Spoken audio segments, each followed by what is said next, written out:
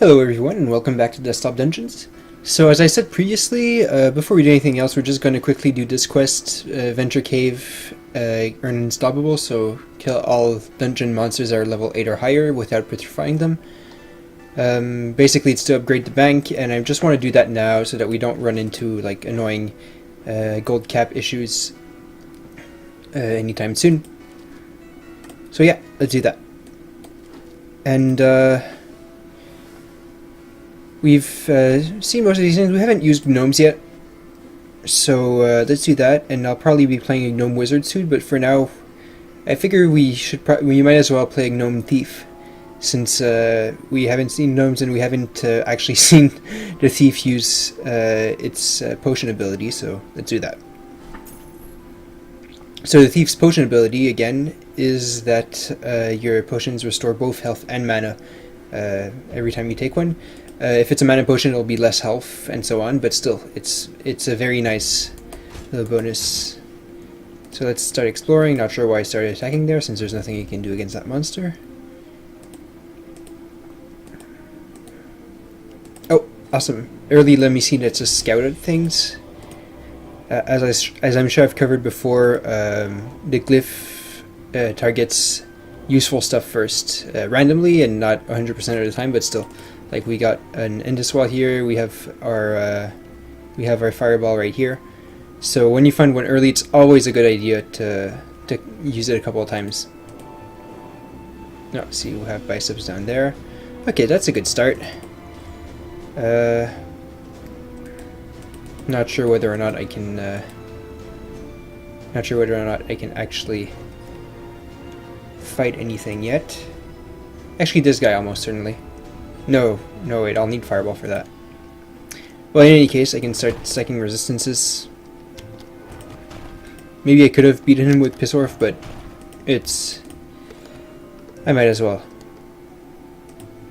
Just wait until I'm sure.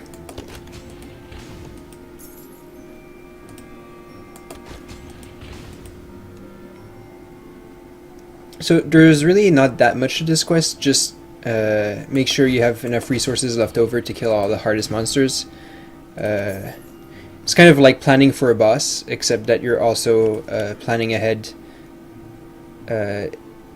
It's like you have to count the higher level monsters as though they were bosses of their own.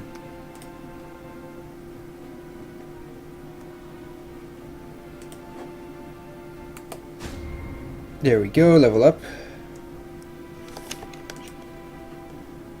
Can I fight this goblin? Let's get started.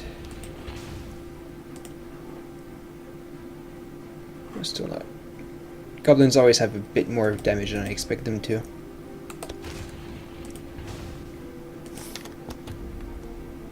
Okay, I'll end this wall to get to the glyph faster.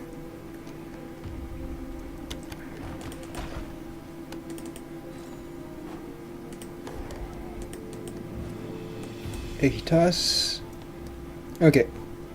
High damage, as a thief will have slightly above average health. Won't be needing that. Yeah, slightly above average health, so we might be able to tank a hit from him a bit sooner than usual, but since we're a gnome, we're mostly going to be focusing on mana, I think. That being said, since this is a boss with high attack, I should definitely consider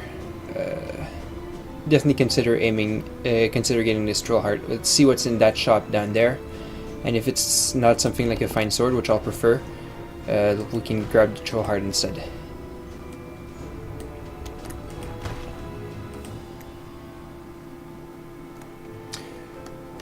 Okay, at this point, is there any target I want to start stacking burning on? Not really. I could maybe take this guy on. 32 against 33, but count in the damage from burned arrows, and I can probably take him on.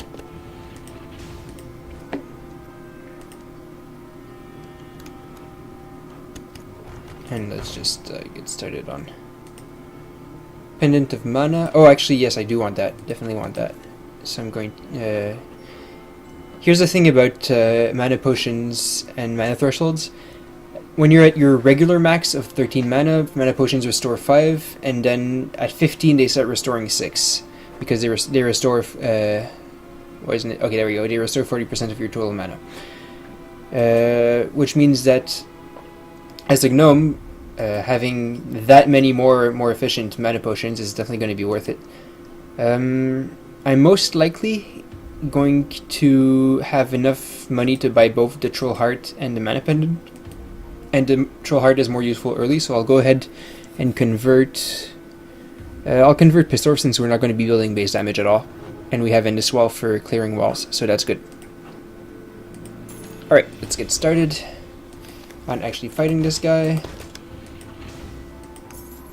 This is going to be a bit slow, definitely, but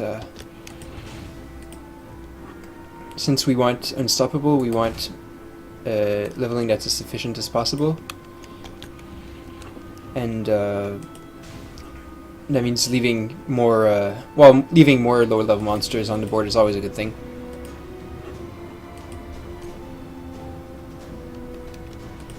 Always start attacking once you have enough to cast a fireball.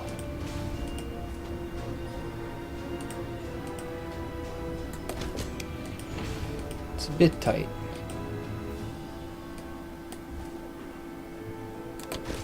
But we're getting there.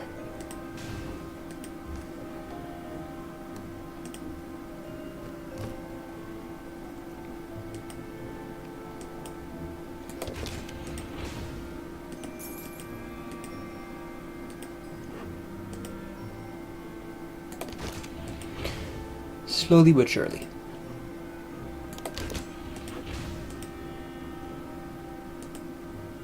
I should have been aiming for that sub-dungeon earlier to know what's in there. I'd forgotten about it, but you want to have that knowledge as early as possible, obviously. Makes a difference, for instance, if the sub-dungeon doesn't have any exploration, you need to adjust the exploration you use accordingly here, and so on. Okay, extra attack. Let's cast Endless Wall and then go visit our sub-dungeon. Okay, yeah, see, no, Yin and Yang, that's a tricky sub-dungeon. No exploration is harsh.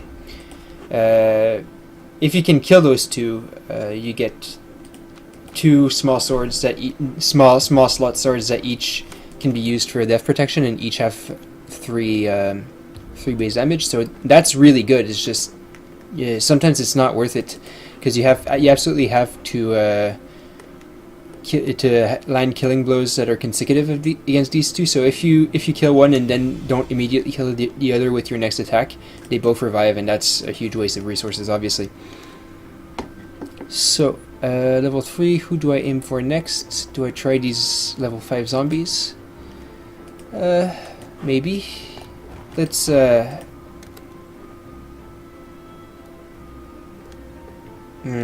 no, I don't think that's worth it. It's probably a bit too tight. Just we don't have any viable targets other than that. Cast and swell some more. Wow, lots of level 5 zombies. Wish I were still the priest. I'll give it a quick shot. I'm not sure if it's worth it, but right now I have nothing better to do anyway.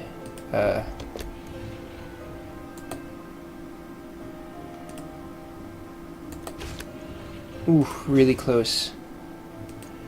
I don't feel like wasting a mana potion just for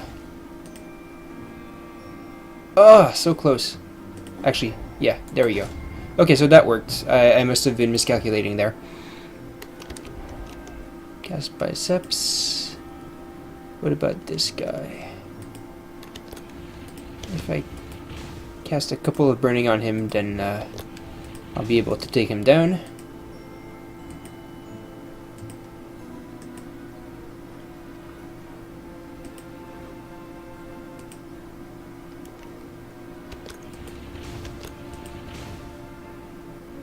See, if I'd attack him before flinging those fireballs, I would have gotten that stabber bonus, but it would also gotten rid of the burning. This is, I think, a mistake I was doing a lot in the previous video. I'm not entirely sure which one would have been more optimal here, but it's just something to keep in mind if you're stacking burning. That 30% base damage boost isn't always going to be better than keeping burning for an extra 2 fireballs, because obviously every fireball that stacks extra burning also gets a damage boost from it, and so on.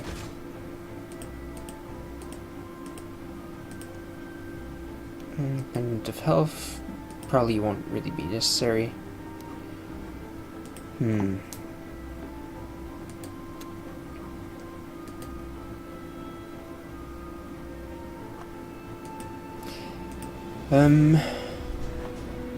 Where to?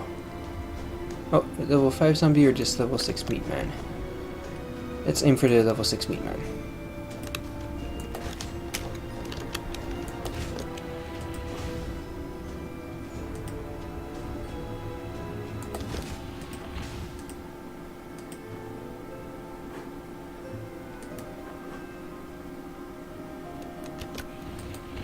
There we go.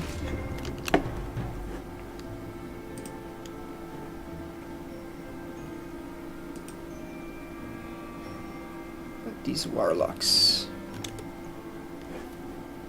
Oh, I can just barely land a hit on this guy. I wonder. I can do 40 with my fireballs, and he'll be down to 61. Okay, so with one mana potion I can take this guy down, I believe. Is there a glyph I don't really need? Actually, that doesn't really matter. I'll be fine for this. So let me just make sure I'm not screwing this up. 61 down to 20 plus another max potion will be for 60 damage plus the burning. It'll be just enough. Okay, let's do this.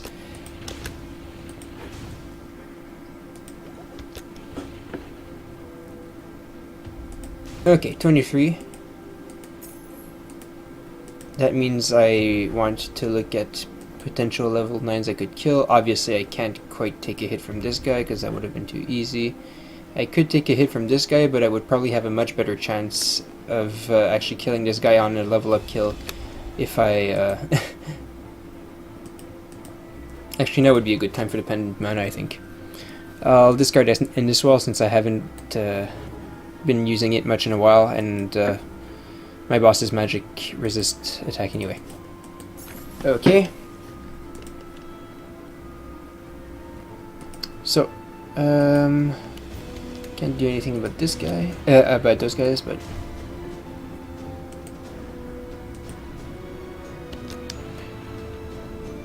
actually, was that worth it? Yeah, that was worth it. Okay.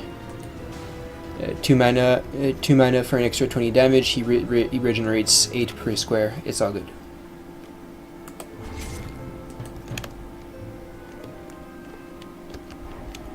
Okay.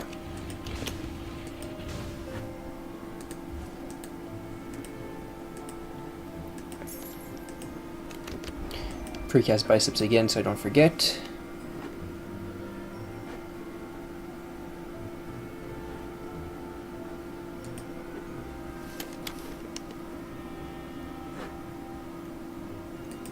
Okay, what I'm going to do here is I'm going to take out this level 7 warlock. Again, think of your level 9s as a boss, especially level 9 zombies, which can be a huge pain and sometimes harder than certain bosses. So I'll take this guy instead of that level 8 goblin, since he'll get me close to leveling up, and then I'll use a level up to take out that level 9 zombie, since he's part of my targets.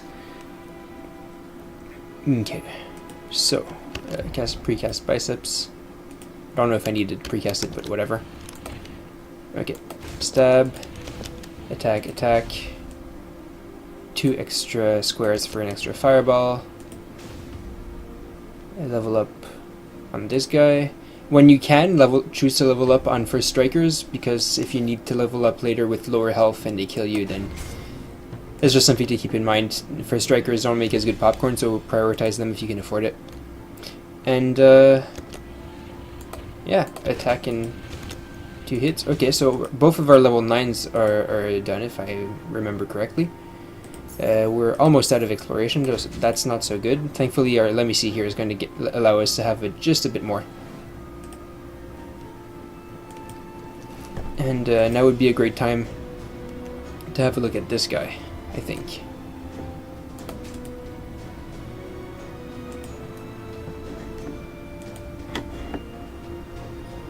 Oh, I hadn't even noticed I'm a wall there. I don't even remember when I revealed it. Cast biceps.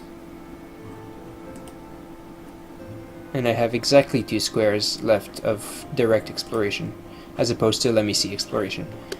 Okay, so precast biceps. At 47, I'll have enough. Okay. Alright. So I'll regenerate now, and now I'm going to start thinking about the actual boss.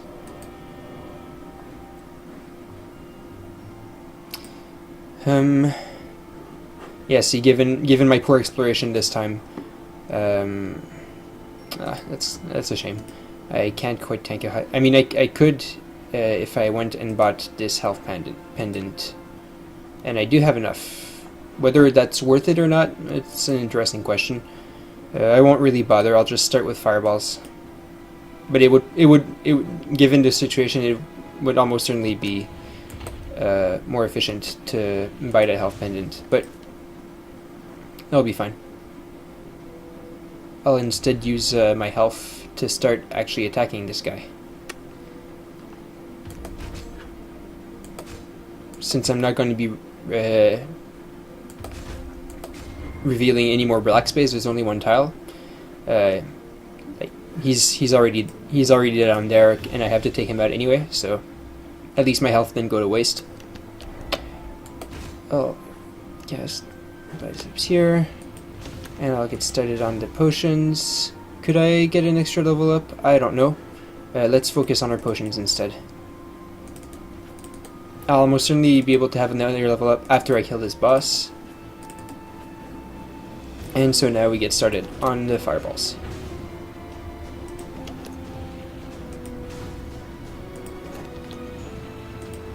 Gnomes have an absolutely absurd amount of fireball potential, as you can see. When I'll go to convert the stuff before I leave, you'll see I'll still have more than the 4 potions I normally would have started with. In many cases, gnomes just do flat out better than elves at spellcasting for that reason. Okay, I did not miss the all level 8 and 9s are dead, so that's good. I usually take care of the level 7s for. Actually, let's get these swords. So yeah, you kill them in 2 consecutive hits like that. That's what allows you. So yeah, our current situation, those were basically useless for the boss. So yeah, that's a hit or miss sub-dungeon. You're, depending on what class you're playing and all that, those 2 swords are either really awesome, or they would be awesome, but you don't have what it takes to take them out, or any other kind of or sometimes you just don't need the sword. Alright, they're all dead. Let's convert everything. Sorry, this wasn't a very attentive or focused run. Okay, yeah, see, I have exactly 5 potions, which is how many the thief gets anyway.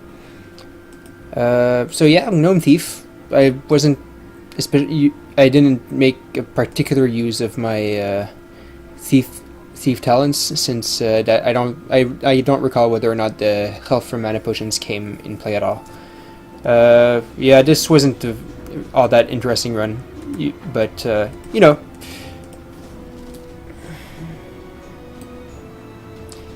Alright, we have our unstoppable badge, so now we have what it takes to upgrade this bank.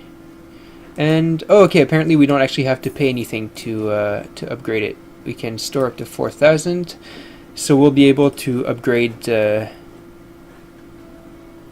of the next 4 of the class buildings next. And so we'll get started on the directional dungeons next time.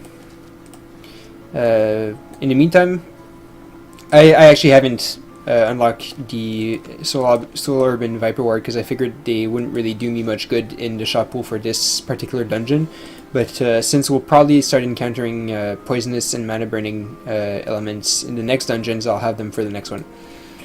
So yeah, feel free to recommend or request any particular dungeon or dungeon order, and I'll see you next time.